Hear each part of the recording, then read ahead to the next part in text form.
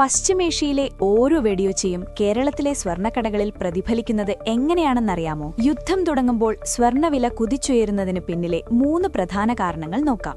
ഒന്നാമത്തെ കാരണം സ്വർണം ഒരു സുരക്ഷിത നിക്ഷേപമാണ്. ഓഹരി വിപണികൾ തകരുമെന്ന ഭീതിയിൽ ലോകമെമ്പാടുമുള്ള നിക്ഷേപകരും ലോകത്തിലെ വൻ ശക്തികളുടെ കേന്ദ്ര ബാങ്കുകളും, ഉദാഹരണത്തിന് ഇന്ത്യയുടെ RBI പോലെയുള്ളവ, യുദ്ധഭീഷണിയുണ്ടാകുമ്പോൾ കരുതൽ ശേഖരമായി സ്വർണം വാരിക്കൂട്ടാറുണ്ട്. ഇത് വിപണിയിൽ സ്വർണത്തിന് വൻ ഡിമാൻഡ് കൂടുമ്പോൾ സ്വാഭാവികമായും വിലയും ഉയരുന്നു.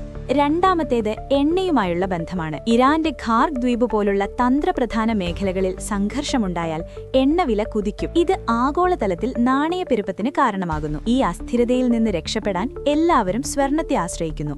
മൂന്നാമത്തെ കാരണം ഇന്ത്യൻ രൂപയുടെ മൂല്യത്തകർച്ചയാണ്. യുദ്ധസമയത്ത് കറൻസികളുടെ മൂല്യമിടിയാൻ സാധ്യതയുണ്ട്. എന്നാൽ സ്വർണം ലോകത്തെവിടെയും ഒരേപോലെ മൂല്യമുള്ള ഒന്നാണ്. പണം വെറും കടലാസാകുമ്പോൾ സ്വർണം എന്നും സമ്പത്തായി നിലനിൽക്കുന്നു. യുദ്ധസമയത്ത് ഡോളർ കരുത്താർജിക്കുമ്പോൾ രൂപയുടെ മൂല്യം ഇടിയുന്നു. ഇത് ഇന്ത്യയിലേക്ക് ഇറക്കുമതി ചെയ്യുന്ന സ്വർണത്തിന്റെ വില നമ്മുടെ നാട്ടിൽ ഇരട്ടിയായി വർദ്ധിപ്പിക്കുന്നു.